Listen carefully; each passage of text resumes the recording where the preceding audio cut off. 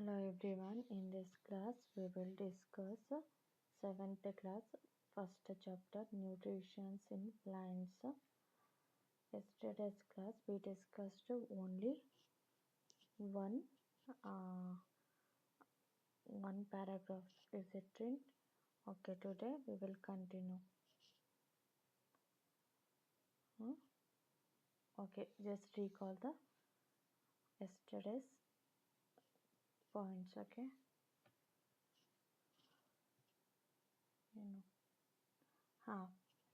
ಏನಿಲ್ಲ, ಇಂದಿನ ತರಗತಿಯಲ್ಲಿ ನಾವು ನ್ಯೂಟ್ರಿಷನ್ ಇನ್ ಪ್ಲ್ಯಾಂಟ್ಸ್ ಅನ್ನೋದನ್ನು ಜಸ್ಟ್ ಇವೆರಡು ಪ್ಯಾರಾಗ್ರಾಫನ್ನು ನಾವು ಡಿಸ್ಕಸ್ ಮಾಡಿದ್ವಿ.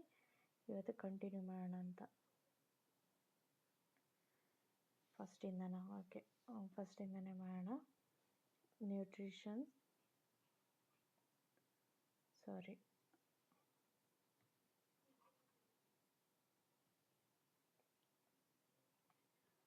ಹೆಡ್ಡಿಂಗ್ ಹಾಕೊಂಬೋಣ. Nutrition in plants. Okay, nutrition in plants. ಇಲ್ಲಿ ಏನು ಅಂತಂದರೆ, in class 6th we learned that food is essential for all living organism. ಇಲ್ಲಿ ಏನು ಹೇಳಿದ್ದಾರೆ ಅಂತಂದರೆ, ಫುಡ್ ಮತ್ತು ಲಿವಿಂಗ್ ಆರ್ಗ್ಯಾನಿಸಮಲ್ಲಿ ಕನೆಕ್ಟ್ ಮಾಡಿದ್ದಾರೆ. ಅಂದರೆ living organism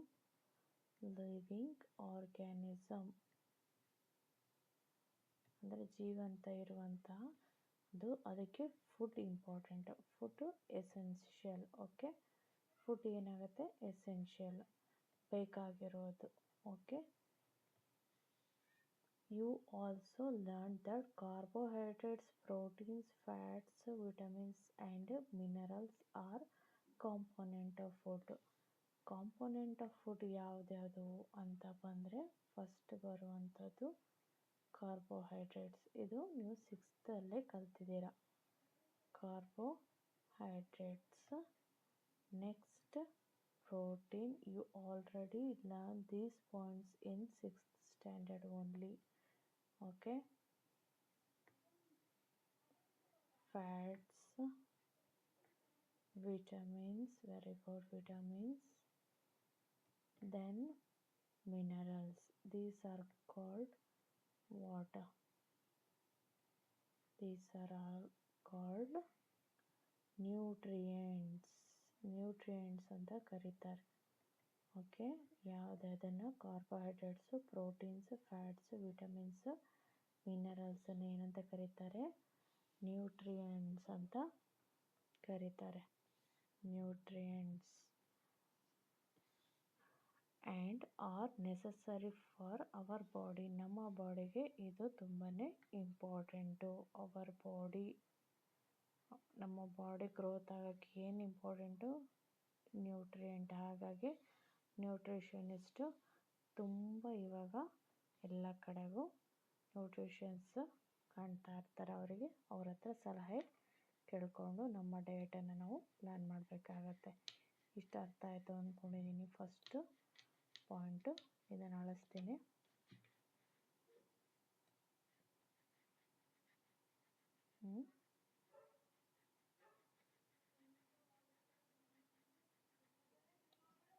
next, all living organism require food. ಎಲ್ಲ ಒಂದು ಆರ್ಗ್ಯಾನಿಸಮು ಫುಡ್ ಬೇಕೇ ಬೇಕು ಅದಕ್ಕೆ. Plant can synthesise food for themselves but animal include humans cannot. They get it from plants or animals that eat plants. Thus, human and animals are directly or indirectly depends on plants. ಅಂದರೆ ಇಲ್ಲಿ ಏನು ಹೇಳಿದ್ದಾರೆ ಅಂತಂದರೆ, ಇಲ್ಲಿ food ಅಂತ ಬಂದರೆ ಇಲ್ಲಿ ಯಾವುದಕ್ಕೆ? ಲಿವಿಂಗ್ ಆರ್ಗ್ಯಾನಿಸಮ್ಗೆ ಬೇಕಾಗಿರುವಂಥದ್ದು. ಓಕೆ, ಲಿವಿಂಗ್ ಆರ್ಗ್ಯಾನಿಸಮ್ಸಿಗೆ ಬೇಕಲ್ವಾ? ಇಲ್ಲಿ 2 ಥರ ಬರುತ್ತೆ ಫುಡ್ಡು. ಯಾವುದು? ಪ್ಲ್ಯಾಂಟ್ಸ್, ಆ್ಯನಿಮಲ್ಸಲ್ಲಿ animal and humans. ಓಕೆ, ಇಲ್ಲಿ ಏನಾಗುತ್ತೆ ಅಂತಂದರೆ plants can synthesise food, can synthesise food, okay, for themselves. This word is more important. ಅಂದರೆ ಪ್ಲ್ಯಾಂಟ್ಸು ತಮ್ಮ ಫುಡ್ಡನ್ನು ತಾವೇ ಪ್ರಿಪೇರ್ ಮಾಡಿಕೊಳ್ಳುತ್ತೆ. ಆದರೆ animals cannot synthesise food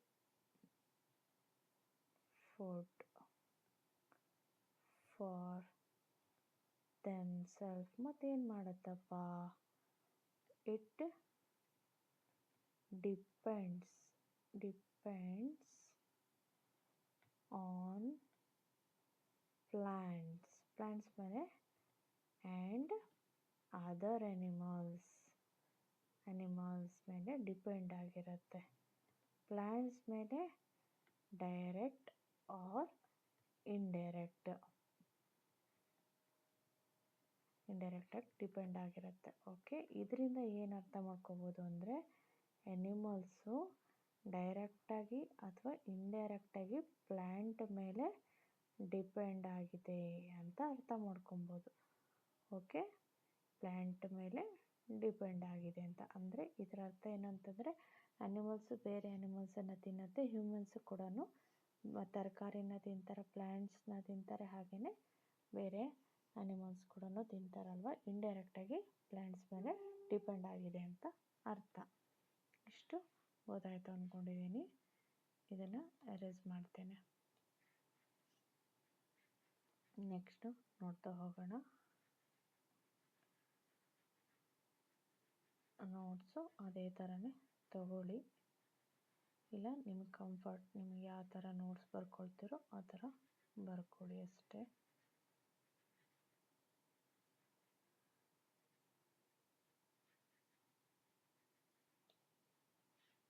next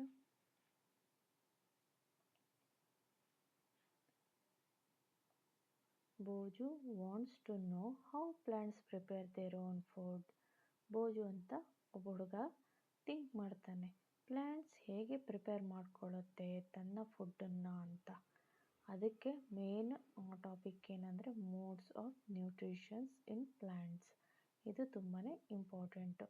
plants are the only organisms that can prepare food for themselves by using water, carbon dioxide and minerals. The raw materials are present in their surrounding. ಇಲ್ಲಿ ಏನು ಅಂತಂದರೆ plants ಅನ್ನೋದು ಒಂದು ಜೀವ ಇರುವಂಥದ್ದು. Plants ಅದು ತನ್ನಷ್ಟಕ್ಕೆ ತಾನೇ ಪ್ರಿಪೇರ್ ಮಾಡ್ಕೊಳ್ಳುತ್ತೆ food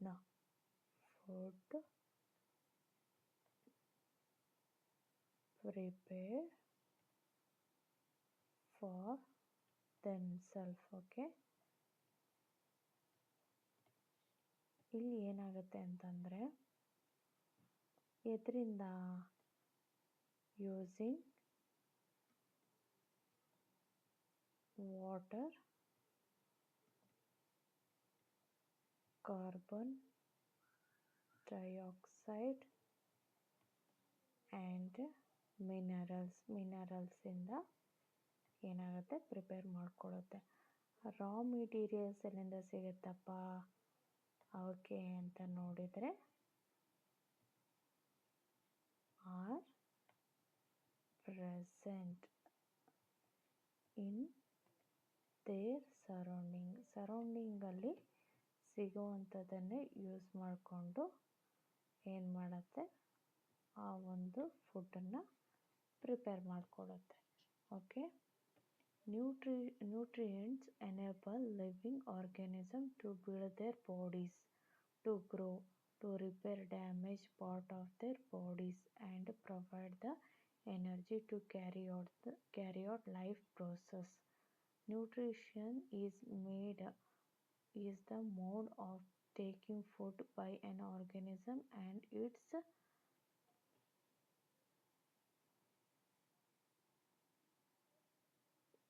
utilisation by the body. ಇಲ್ಲಿ ಏನು ಹೇಳ್ತಾರೆ ಅಂದರೆ ನ್ಯೂಟ್ರಿಷನ್ ಏನು ಮಾಡುತ್ತೆ ಅಂತ ನೋಡೋದಾದರೆ ನ್ಯೂಟ್ರಿಯೆಂಟ್ಸ್ ಏನು ಮಾಡುತ್ತಪ್ಪ ಅಂತಂದರೆ it enable living organism to build their ಬಾಡೀಸ್ನ ಬಿಲ್ಡ್ ಮಾಡೋಕ್ಕೆ ಹೆಲ್ಪ್ ಮಾಡುತ್ತೆ ನ್ಯೂಟ್ರಿಯೆಂಟ್ಸು. ಹಾಗೆಯೇ to grow the to grow ಬೆಳಿಲಿಕ್ಕೆ ಮತ್ತು to repair the damage part of their bodies and provide the energy to carry out the life process. ಇಷ್ಟೆಲ್ಲ ಏನು ಮಾಡುತ್ತೆ nutrients ಮಾಡುತ್ತೆ.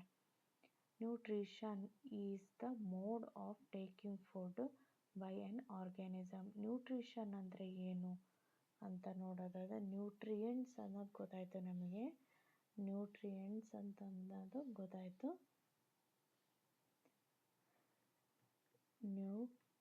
ನ್ಯೂಟ್ರಿಯೆಂಟ್ಸ್ ಅನ್ನೋದು ಗೊತ್ತಾಯಿತು ನಮಗೆ.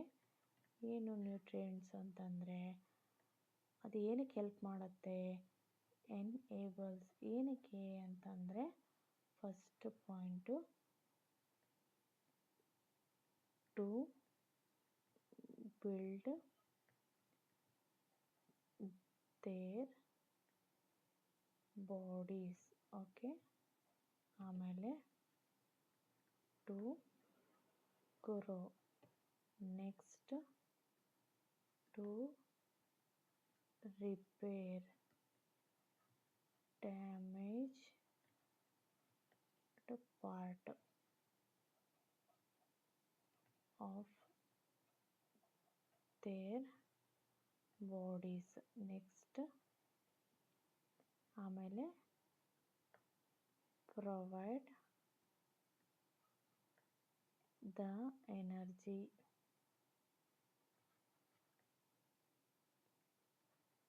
To carry out life. Okay, ಇಷ್ಟಂತೂ ಆಯಿತು. ಹಾಗಾದರೆ ಇದು ನ್ಯೂಟ್ರಿಯೆಂಟ್ಸ್ ಬಗ್ಗೆ ಇರುವಂಥ ಪಾಯಿಂಟ್ಸು. ಈಗ ನ್ಯೂಟ್ರಿಷನ್ ಅನ್ನೋದನ್ನು ನೋಡ್ತಾ ಹೋಗೋಣ.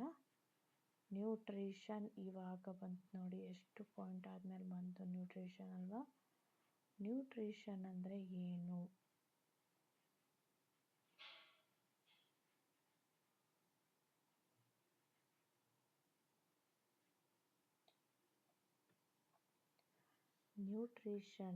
Nutrition is the mode. ಇವಾಗ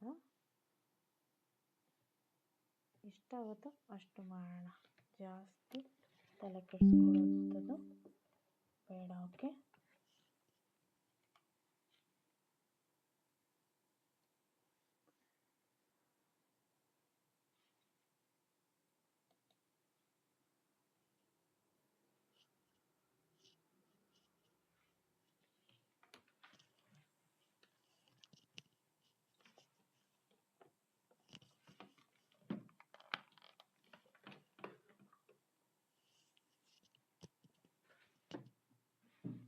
ಸಾರಿ. ಏನಂತಂದರೆ ನ್ಯೂಟ್ರಿಷನ್ ಬಗ್ಗೆ ನೋಡ್ತಾ ಇದ್ವಲ್ಲ. ನ್ಯೂಟ್ರಿಷನಲ್ಲಿ is a mode of taking food. It is the mode ಅದು ಆಫ್ ಟೇಕಿಂಗ್ ಫುಡ್. ಓಕೆ, ಅದೊಂದು ದಾರಿ, ಹಾಗೆ ಒಂದು ಪದ್ಧತಿ ಅಂತ ಹೇಳ್ಬೋದು. ಬೈ ಎದರಿಂದ? ಆ್ಯನ್ ಆರ್ಗ್ಯಾನಿಸಮಿಂದ and it's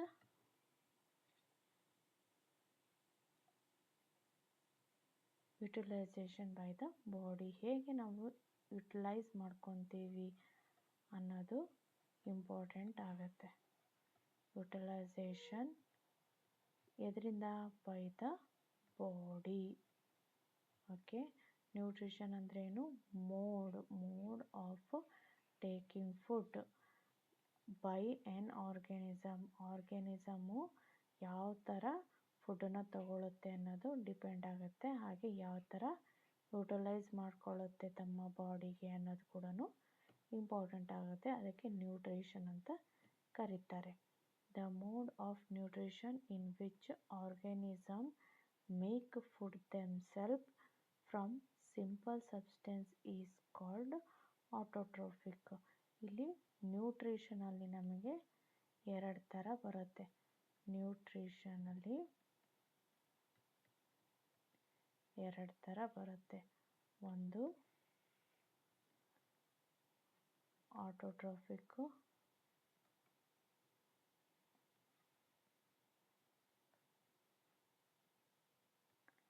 and ಹೆಟೆರೋಟ್ರೋಫಿಕ್.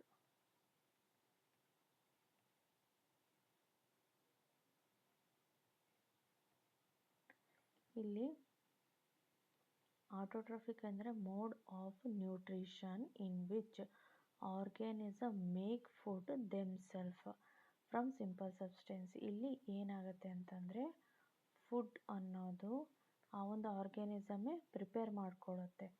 Food prepare themselves from simple substances. Okay, ಇಷ್ಟಂತೂ ಅರ್ಥ ಆಯಿತು. ಇಲ್ಲಿ ಹೆಟೆರೋಟ್ರೋಫಿಕ್ ಅಂದ್ರೇನು? ಹಾಗಾದರೆ ಆಟೋ ಅಂದರೆ ಇನ್ನೊಂದು, ಆಟೋ ಮೀನ್ಸ್ ಸೆಲ್ಫ್, ಹಾಗೆಯೇ ಟ್ರೋಫಿಕ್ ಮೀನ್ಸ್ ಏನು? ನರಿಶ್ಮೆಂಟ್. ಓಕೆ, ಇಷ್ಟೊಂದು ಅರ್ಥ ಆಯಿತು ಅಂದ್ಕೊಂಡಿದ್ದೀನಿ. ಹೆಟೆರೋಟ್ರೋಫಿಕ್ ಅಂದರೆ animals and most of other organisms take in food prepared by plants. They are called heterotrophic. ಇಲ್ಲಿ ಏನಾಗುತ್ತೆ ಅಂತಂದರೆ ಫುಡ್ಡು ಪ್ಲ್ಯಾಂಟ್ಸ್ ಪ್ರಿಪೇರ್ ಮಾಡ್ಕೊಂಬಿಟ್ಟಿರುತ್ತಲ್ಲ, ಫುಡ್ ಪ್ರಿಪೇರ್ಡ್ ಬೈ ಪ್ಲ್ಯಾಂಟ್ಸ್, ಆ ಥರ ಫುಡ್ ತಗೊಳ್ಳೋದಕ್ಕೆ ಏನಂತ ಕರೀತಾರೆ? ಹೆಟೆರೋಟ್ರೋಫಿಕ್ ಅಂತ ಕರೀತಾರೆ.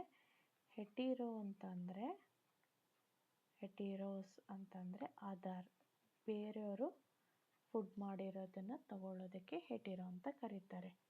Now we may ask where the food factory of plants are located, whether food is made in all parts of the plant are only in certain part. How do plants obtain the raw materials from the surrounding?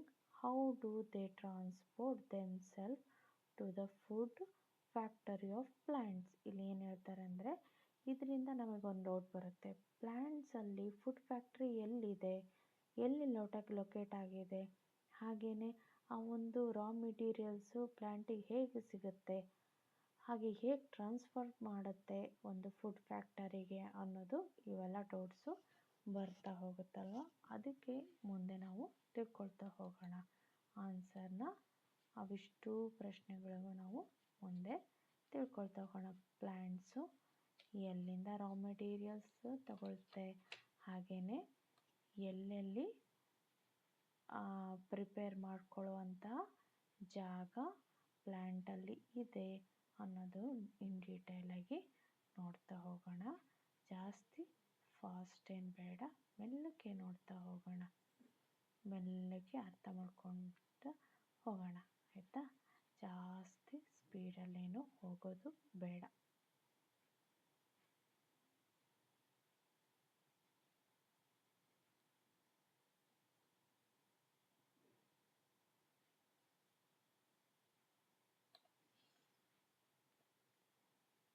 Next most important topic, ತುಂಬಾ important topic ಯಾವುದು ಅಂತಂದರೆ photosynthesis.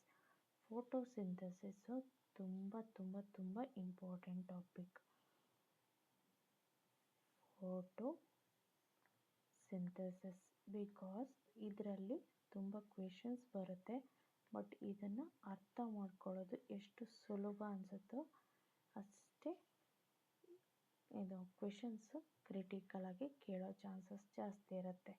Photosynthesis food making process ಅಂದರೆ ಏನು? Photosynthesis ಅಂತಂದರೆ ಅದು ಒಂದು product ಅಲ್ಲ, that is a process. ಅದು ಒಂದು ಏನಂತಂದರೆ ಪ್ರೋಸೆಸ್. ಅದು ಫೋಟೋಸಿಂಥಸಿಸ್ ಅಂದರೆ ಅದು process. Leaves are food factories of plant. Photosynthesis ಅಂದರೆ ನಮಗೆ ಗೊತ್ತಾಯಿತು ಅದೊಂದು ಪ್ರೋಸೆಸ್ ಅಂತ, ಅಂದರೆ food making process in plant ಅಂತ. ಓಕೆ, ಹಾಗಾತಂದರೆ ಫಸ್ಟು ಪಾಯಿಂಟ್ ಏನು? ಲೀವ್ಸ್, LEAVES ಅಂದರೆ ಎಲೆಗಳಿದೆ ಅಲ್ಲ, ಇದು ಏನು? ಆರ್ ದ ಫುಡ್ ಫ್ಯಾಕ್ಟರೀಸ್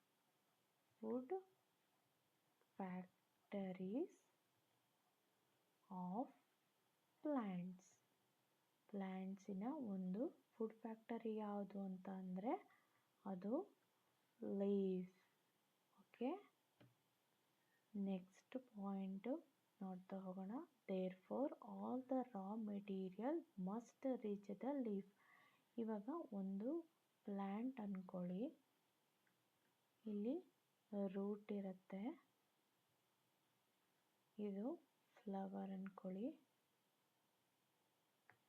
ಇಲ್ಲಿ ಲೀವ್ಸು, ಇದು ಕೂಡ leaves.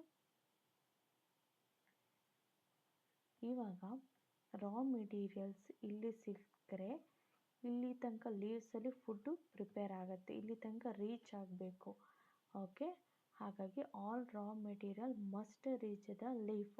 Water and mineral present in the soil are absorbed by the root and transported to the leaf.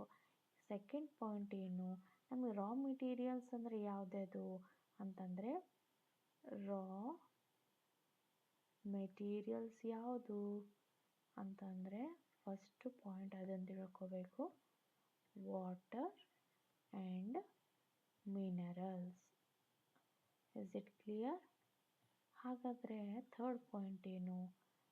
ಈ ಒಂದು ರಾ ಮೆಟೀರಿಯಲ್ಸು ಲೀಫ್ ತನಕ ಹೋಗೋಕ್ಕೆ ಎಲ್ಲಿಂದ ಸಿಗುತ್ತೆ ರಾ ಮೆಟೀರಿಯಲ್ಸು ಅಂತಂದರೆ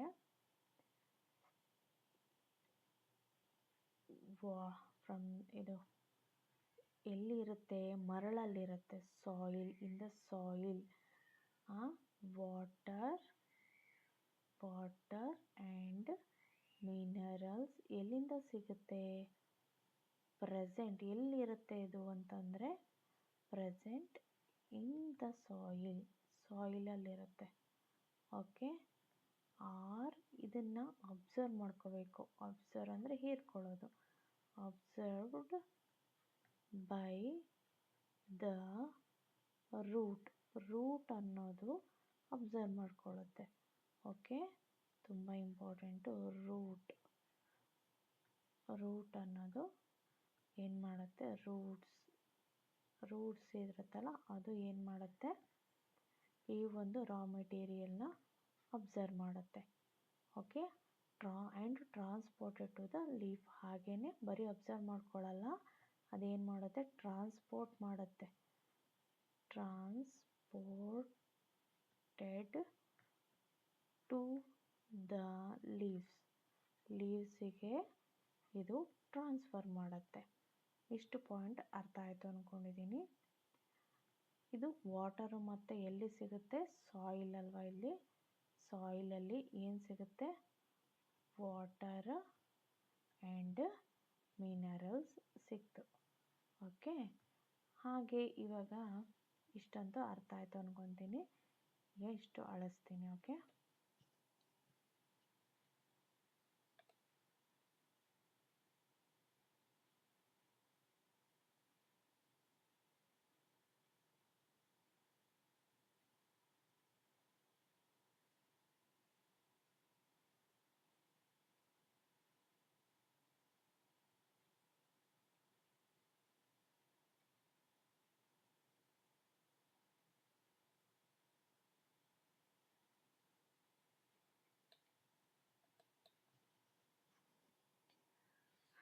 ಇವಾಗ next carbon dioxide from air is taken. ಇವಾಗ ನಮಗೆ ನೆಕ್ಸ್ಟ್ ಬೇಕಾಗಿರೋದು ಏನು ಅಂತಂದರೆ ಕಾರ್ಬನ್ ಡೈಆಕ್ಸೈಡ್. ಅದು ಎಲ್ಲಿರುತ್ತೆ? From air.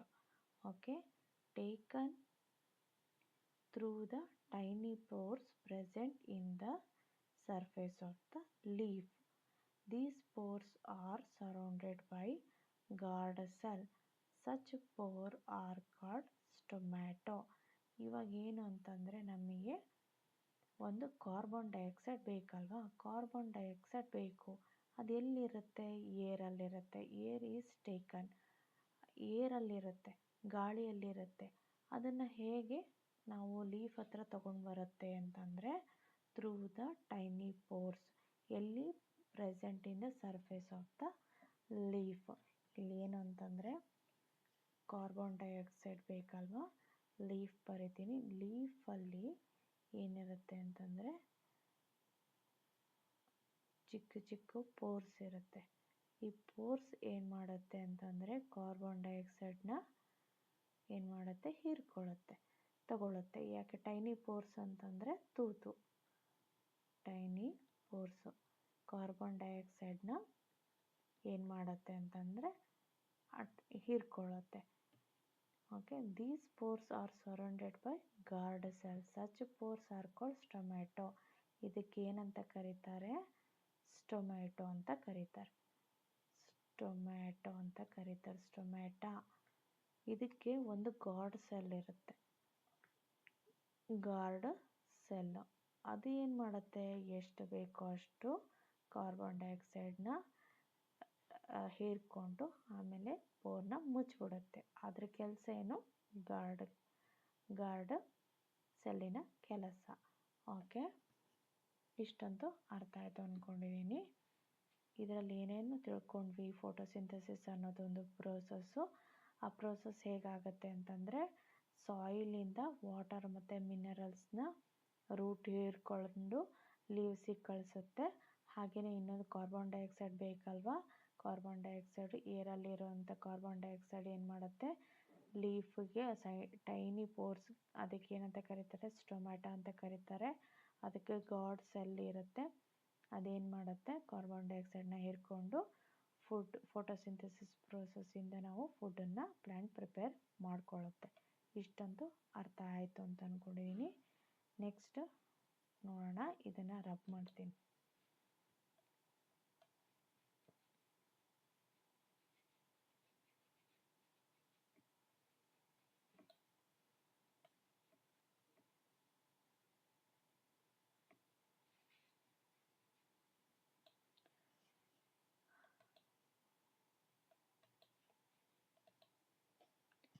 Water and minerals are transported to the leaf by the vessels which run like a pipe throughout the root, the stem, the branches and the leaves. They form a continuous path or passage for the nutrients to reach the leaf. They are called vessels. ಇಲ್ಲಿ ಏನಾಗುತ್ತೆ ಅಂತಂದರೆ ಇಲ್ಲಿ ನಾವು route ಏನಾಗುತ್ತೆ? Root ಅನ್ನೋದು ಲೀವ್ಸ್ಗೆ water ಮತ್ತು minerals supply ಮಾಡುತ್ತೆ ಅಂತ ಹೇಳಿದ್ವಿ ನಾವು. ಇವಾಗ ರೂಟ್ ಹೇಗೆ ಸಪ್ಲೈ ಮಾಡತ್ತಪ್ಪ ಅಂತಂದರೆ ವಾಟರ್ ಆ್ಯಂಡ್ ಮಿನರಲ್ಸು ಸಾಯಿಲ್ ಅಂತ ಬರ್ಕೊಳ್ತೀನಿ. ರೂಟು ಏನು ಮಾಡುತ್ತೆ? ವಾಟರ್ ಆ್ಯಂಡ್ ಮಿನರಲ್ಸ್ನ ಎಲ್ಲ ಕಡೆಗೂ ಲೀವ್ಸಿಗೆ ಟ್ರಾನ್ಸ್ಪೋರ್ಟ್ ಮಾಡಬೇಕಲ್ವಾ? ಲೀವ್ಸಿಗೆ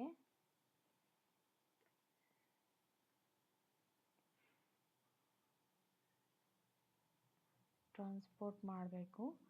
ಅದಕ್ಕೆ ಫಸ್ಟು ಬೈ ದ ವೆಸಲ್ ಹೇಗೆ ಮಾಡುತ್ತೆ? ವೆಸಲ್ಸಲ್ಲಿ ಮಾಡುತ್ತೆ. ವೆಸಲ್ಸ್ ಬೈ ದ ವೆಸಲ್ಸ್ ಮುಖಾಂತರ ಮಾಡುತ್ತೆ. ಅದು ಎಲ್ಲಿಂದ ಬರುತ್ತೆ? Which run like a pipes through out the root. ಅದು ಯಾವ ಥರ ಇರುತ್ತೆ ಅಂದರೆ ಲೈಕ್ ಪೈಪ್ ಥರ ಇರುತ್ತೆ. throughout the root ಫುಲ್ ಅದೇ ಇರುತ್ತೆ. The stem, the branches and leaves, ಅದಲ್ಲದೆ ಸ್ಟೆಮ್ಮಲ್ಲೂ ಇರುತ್ತೆ, ಹಾಗೆ ದ ಬ್ರಾಂಚಸ್ಸಲ್ಲೂ ಇರುತ್ತೆ, ಹಾಗೆಯೇ ಲೀಫಲ್ಲೂ ಇರುತ್ತೆ. Okay, they form continuous path or passage for the nutrients to reach the leaf. ಇದು ಏನು ಕೆಲಸ ಮಾಡುತ್ತೆ ಅಂತಂದರೆ, ಎ ಕಂಟಿನ್ಯೂಯಸ್ ಪಾತ್, ಒಂದು ದಾರಿ ಮಾಡಿಕೊಡುತ್ತೆ ರೂಟಿಂದ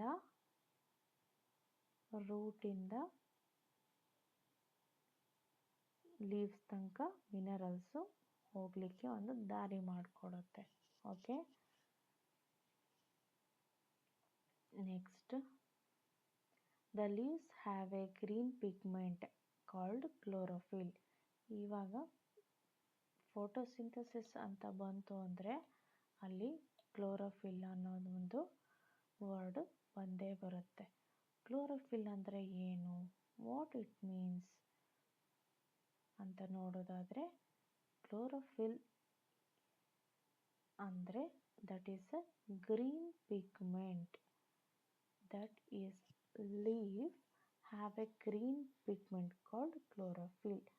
ಇಲ್ಲಿ ಲೀಫ್ ಅಲ್ಲಿ ನೋಡೋದಾದರೆ ಲೀಫು ಇದರಲ್ಲಿ ಗ್ರೀನ್ ಕಲರ್ದು ಒಂದು ಏನಿರುತ್ತೆ ಅಂತಂದರೆ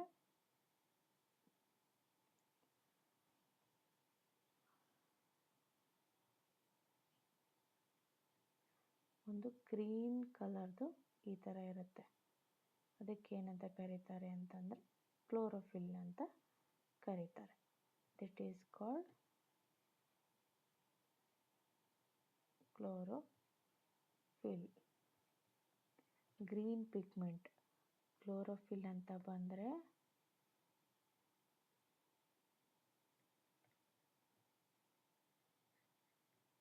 ಗ್ರೀನ್ ಪಿಗ್ಮೆಂಟ್ ಅದು.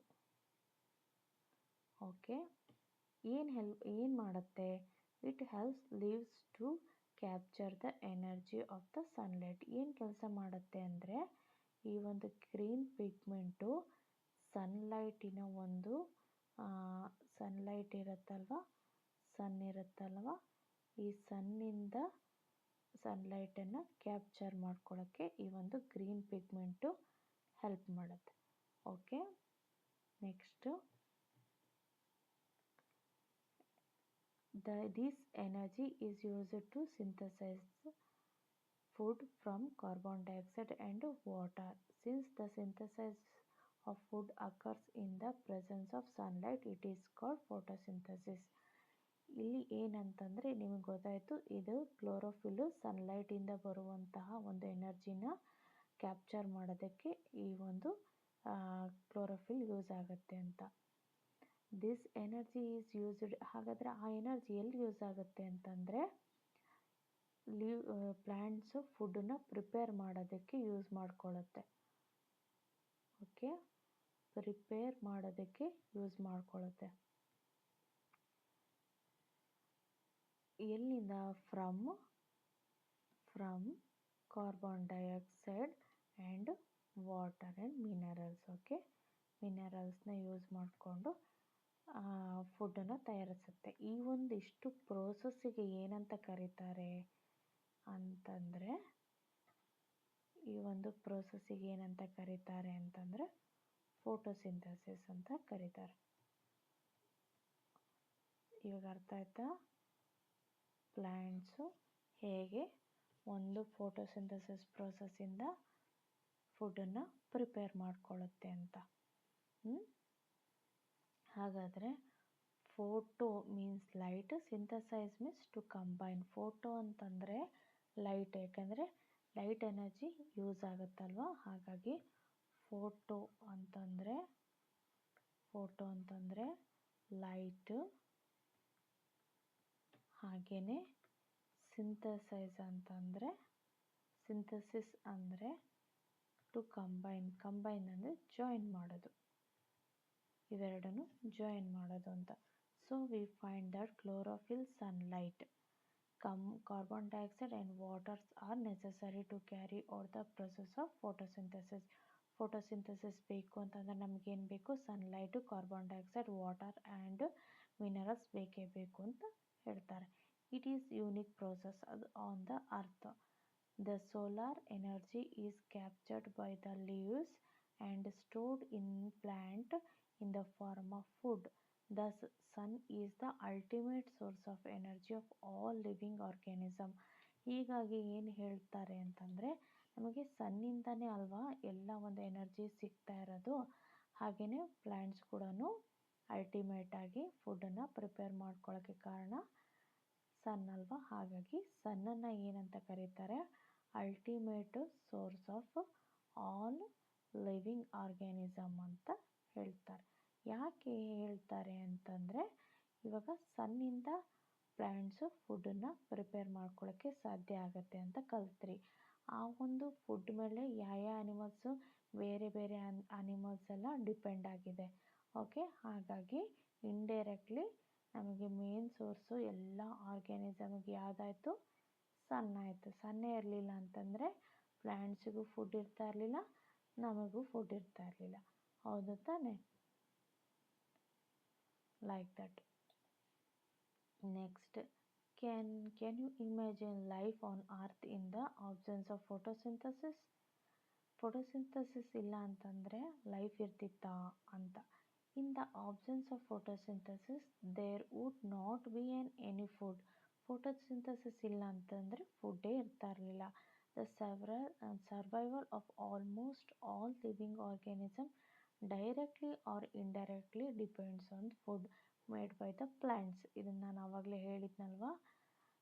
Beside oxygen which is essential for the survival of organism is produced of all organism is produced during the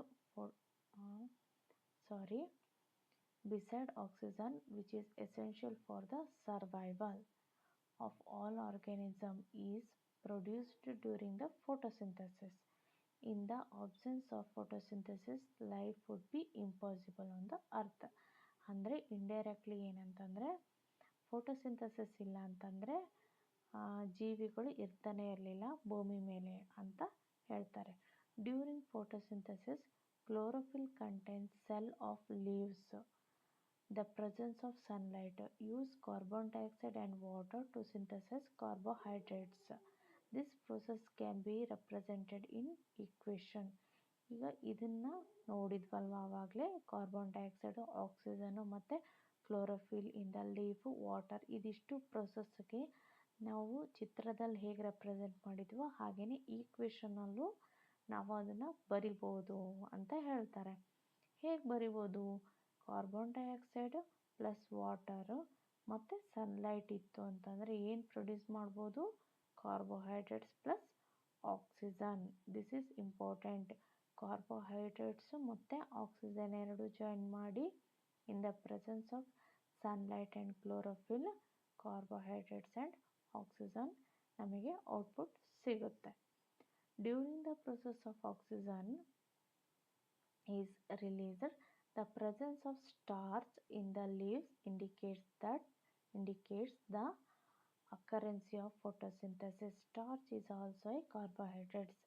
starch ಅಂತಂದರೆ ಕಾರ್ಬೋಹೈಡ್ರೇಟ್ಸ್. ಇಲ್ಲಿ ಏನಿದೆ? During the process oxygen is released. ಈ ಒಂದು ಪ್ರೋಸೆಸ್ಸಲ್ಲಿ ಏನು ರಿಲೀಸ್ ಆಗುತ್ತೆ ಅಂತಂದರೆ ಆಕ್ಸಿಜನ್ನು ರಿಲೀಸ್ ಆಗುತ್ತೆ. ಓಕೆನಾ? ಈ ಒಂದು ಪ್ರೋಸೆಸ್ ಅಂತಂದರೆ ಇದು ತುಂಬಾ important point. Photosynthesis ಪ್ರೋಸೆಸ್ಸಲ್ಲಿ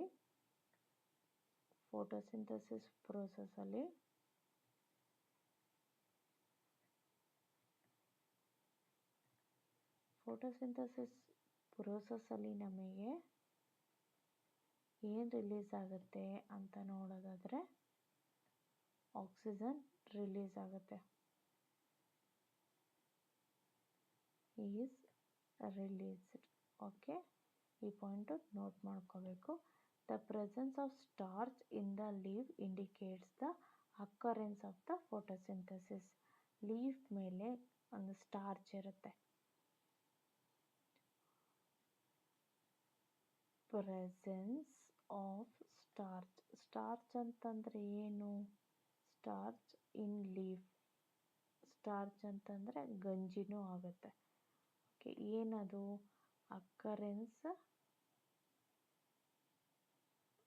of photosynthesis ಆಗಿದೆ ಅಂತ ನಮಗೆ ಗೊತ್ತಾಗುತ್ತೆ. ಇವಾಗ ಸ್ಟಾರ್ಚ್ ಅಂದರೆ, starch is also A carbohydrate. Starch ಅಂದರೆ ಕಾರ್ಬೋಹೈಡ್ರೇಟೇ. ಇದಿಷ್ಟು ಪಾಯಿಂಟು ತುಂಬಾ important. Especially starch is also a carbohydrate and oxygen. These two are very important point. Perform iodine test with the leaf of both the plants as you did in the class 6th. Record your result. Now leaves and pot, which was easier, kept in the dark in the sunlight for 3 to 4 days and perform the iodine test again on these leaves. Record the observation in the notebook. 6th standard ಅಲ್ಲಿ ಒಂದು activity ಇದೆ. ಏನು activity ಅಂತಂದರೆ, ಲೀಫಿನ dark ಪ್ಲೇಸಲ್ಲಿ ಇಟ್ಬಿಟ್ಟು ಅದರದ್ದು iodine ಟೆಸ್ಟ್ನ ಮಾಡುವಂಥದ್ದು. ಆ ಥರ ಮತ್ತೆ ಮಾಡಿ ನೋಡಿ ಅಂತ ಹೇಳಿದ್ದಾರೆ. The leaves other than green also have chlorophyll. The large amount of red, brown and other pigment mask the green color. ಇದು ಅಲ್ಲದೆ ಏನಂದ್ರೆ, ಬರೀ ಗ್ರೀನ್ ಕಲರ್ ಇದ್ದರೆ ಮಾತ್ರ ಫೋಟೋಸಿಂಥಸಿಸ್ ಪ್ರೋಸೆಸ್ ಆಗಿದೆನಾ, ಒಂದೊಂದು ಸೈಡ್ ಬ್ರೌನು ಯೆಲ್ಲೋ ಲೀವ್ಸ್ ಕೂಡ ಇರುತ್ತಲ್ವಾ ಅಂತ ನೋಡೋದಾದರೆ, ಬೇರೆ ಒಂದು ಲೀವ್ಸ್ಗಳಲ್ಲೂ ನಮಗೆ ಗ್ರೀನ್ ಪಿಗ್ಮೆಂಟು, ಕ್ಲೋರೋಫಿಲ್ ಕಾಣ್ತೀವಿ. Photosynthesis takes place in these leaves also. ಆ ಒಂದು ಎಲೆಗಳಲ್ಲೂ ಫೋಟೋಸಿಂಥಸಿಸ್ ಪ್ರೊಸೆಸ್ ಆಗ್ತಾ ಇರುತ್ತೆ.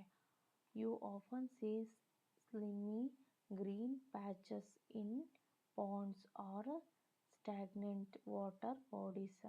These are generally formed by the growth of organism called algae. Algae ಅಂದರೆ ಏನು ಅಂತಂದರೆ, ಈಗ ನೀರು ನಿಂತು ಬಿಟ್ಟರೆ ಅದು ಕಲ್ಲ ಮೇಲೆ ಎಲ್ಲ ಗ್ರೀನ್ ಒಂಥರ ಬೆಳೆದಿರುತ್ತಲ್ಲ, ಅದಕ್ಕೆ ಆಲ್ಗೆ ಅಂತ ಕರೀತಾರೆ. Can you guess why algae are green in colour? Algae ಅಂದರೆ ಪಾಚಿ ಯಾಕೆ ಗ್ರೀನಾಗಿ ಕಾಣುತ್ತೆ?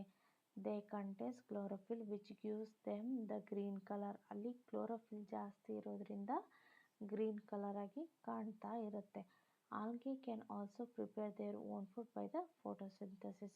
ಆಲ್ಗೆ ಕೂಡ, ಪಾಚಿ ಕೂಡ ಫೋಟೋಸಿಂಥಸಿಸ್ ಪ್ರೊಸೆಸ್ಸಿಂದನೇ ಫುಡ್ಡನ್ನು ಪ್ರಿಪೇರ್ ಮಾಡ್ಕೊಳ್ಳುತ್ತೆ.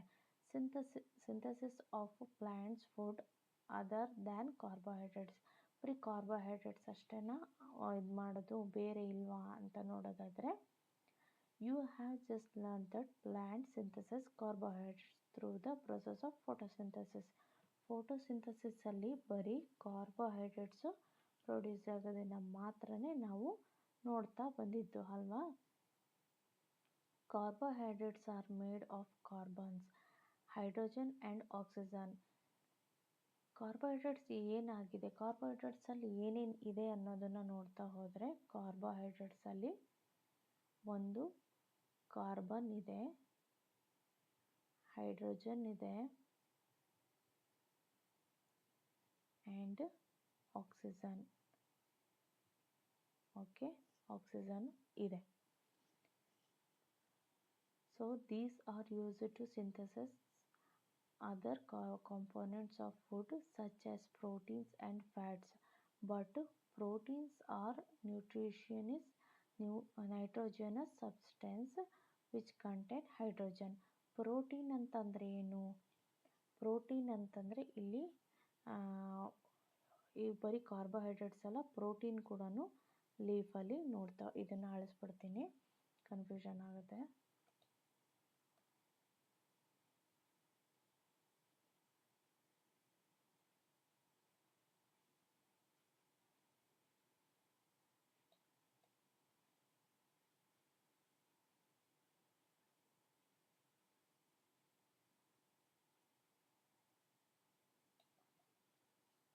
ಇಲ್ಲಿ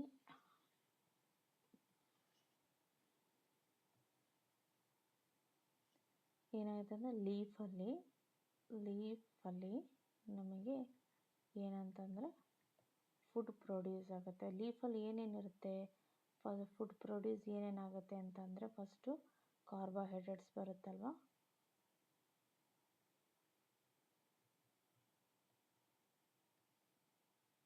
ಕಾರ್ಬೋಹೈಡ್ರೇಟ್ಸ್ ಅಂದರೆ ಏನು ಅಂತಂದರೆ ಕಾರ್ಬನ್ನು, ಹೈಡ್ರೋಜನ್ನು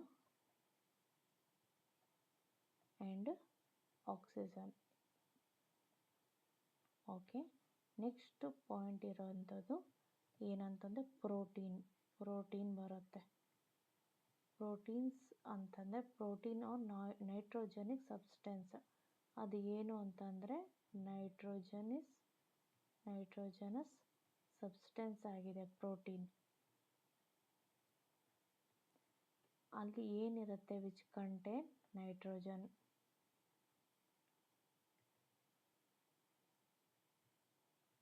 ಓಕೆ, ಹಾಗಾದರೆ ಎಲ್ಲಿ ನಾವು ನೈಟ್ರೋಜನ್ನ ನೋಡ್ಬೋದು ಅಂತಂದರೆ recall that nitrogen is present in abundance in gaseous form in the air. ಗಾಳಿಯಲ್ಲಿ ನೈಟ್ರೋಜನ್ ಜಾಸ್ತಿ ಸಿಗುತ್ತೆ ಅಲ್ವಾ ನಮಗೆ. However, plants cannot observe nitrogen in this form. ಅದೇ ಥರನೇ ಡೈರೆಕ್ಟ್ ಅಬ್ಸರ್ವ್ ಮಾಡ್ಕೊಳ್ಳೋಕ್ಕಾಗಲ್ಲ. Soil has certain bacteria that convert gaseous nitrogen into a usable form and release it into the soil. These are observed by the plant along with the water. Also, you might have seen farmer adding fertilizer rich in nitrogen to the soil. In this way, the plant fulfill their requirement of nitrogen along with the other constituent. Plants can then synthesize proteins and vitamins. ಇಲ್ಲಿ ಏನಾಗುತ್ತೆ ಅಂತಂದರೆ first ಇದು plants ಸಾಯಿಲಲ್ಲಿ ಏರಲ್ಲಿರುವಂತಹ ಒಂದು nitrogen ಸಬ್ಸ್ಟೆನ್ಸನ್ನು ಡೈರೆಕ್ಟಾಗಿ ಹಿಡ್ಕೊಳ್ಳೋಕ್ಕಾಗಲ್ಲ. ಅದನ್ನು ಏನು ಮಾಡುತ್ತೆ ಅಂತಂದರೆ ರೂಟ್ ಮುಖಾಂತರ ಲೀವ್ಸ್ ತನಕ ತೊಗೊಂಡೋಗುತ್ತೆ ವಾಟರಿಂದ. ಓಕೆ, ಹೇಗೆ ಅಂತಂದರೆ ನೈಟ್ರೋಜನ್ ಆ ಏರಲ್ಲಿರುತ್ತಲ್ಲಪ್ಪ, ನೆಲಕ್ಕೆ ಹೇಗೆ ಬಂತು ಅಂದರೆ ಹುಳಗಳಿರುತ್ತಲ್ಲ ಅದಕ್ಕೆ ಗಾಳಿಯಲ್ಲಿರುವಂತಹ ನೈಟ್ರೋಜನ್ನ ಹೀರ್ಕೊಳ್ಳುವಂಥ ಶಕ್ತಿ ಇರುತ್ತೆ. ಅಲ್ಲಿಂದ ಏನು ಮಾಡುತ್ತೆ ರೂಟು ಅದರಿಂದ ಅಬ್ಸರ್ವ್ ಮಾಡಿಕೊಂಡು ಏನು ಮಾಡುತ್ತೆ ವಾಟರ್ ಜೊತೆಗೆ ನೈಟ್ರೋಜನ್ನ ಲೀವ್ ತನಕ ಸಪ್ಲೈ ಮಾಡುತ್ತೆ. ಓಕೆನಾ, ಈ ರೂಟು ವಾಟರ್ ಜೊತೆಗೆ ನೈಟ್ರೋಜನನ್ನು ಹಿರ್ಕೊಂಬಿಟ್ಟು ಸಪ್ಲೈ ಮಾಡುತ್ತೆ. ಇಷ್ಟಂತೂ ಅರ್ಥ ಆಯಿತು. ಅದಲ್ಲದೆ ಈ ಫಾರ್ಮರ್ಸ್ ಇರ್ತಾರಲ್ಲ, ಫಾರ್ಮರ್ಸ್ ಏನು ಮಾಡ್ತಾರೆ, ಗೊಬ್ಬರ ಹಾಕಬೇಕಾದ್ರೆ ನೈಟ್ರೋಜನ್ನ ಡೈರೆಕ್ಟು ನೆಲಕ್ಕೆ ಆ್ಯಡ್ ಮಾಡ್ತಾರೆ. ಅವಾಗ ರೂಟಿಂದ ನೈಟ್ರೋಜನ್ನು ಲೀವ್ ತನಕ ಹೋಗುತ್ತೆ. ಅದರ್ ಮೋಡ್ಸ್ ಆಫ್ ಇಲ್ಲಿ ಇಷ್ಟಂತೂ ಅರ್ಥ ಆಯಿತು. In this way the plants fulfil their requirements of nitrogen along with the other constituent. Plants can then synthesise proteins and vitamins. ಅದಾದಮೇಲೆ ಪ್ರೋಟೀನು ಮತ್ತು ವಿಟಮಿನ್ನ ಅದು ಪ್ರೊಡ್ಯೂಸ್ ಮಾಡ್ಕೊಳ್ಳೋಕ್ಕೆ ಸಾಧ್ಯ ಆಗುತ್ತೆ. ಯಾವುದು, plant. Other modes of nutrition in plants ಯಾವ ಥರದ್ದಿದೆ ಅಂತ ನೋಡೋಣ. There are some plants which do not have chlorophyll. ಒಂದೊಂದು ಪ್ಲ್ಯಾಂಟ್ಸು ಕ್ಲೋರೋಫಿಲ್ ಇರಲ್ಲ. They cannot synthesise food. How do they survive and form? Where do they derive nutrition? Like humans and animals, such plants depends on food produced by other plants. They use the heterotrophic mode of nutrition. ಇಲ್ಲಿ ಈ ಒಂದು ಪಾಠನ ನಾನು next ಒಂದು ವಿಡಿಯೋದಲ್ಲಿ continue ಮಾಡ್ತೀನಿ, ಯಾಕೆಂದರೆ ತುಂಬ important ಇದೆ. ಮೆಲ್ಲಕ್ಕೆ ಹೋಗೋಣ. ನೆಕ್ಸ್ಟ್ ವಿಡಿಯೋದಲ್ಲಿ ಕಂಟಿನ್ಯೂ ಮಾಡ್ತೀನಿ. Thanks for watching. ಬಾಯ್.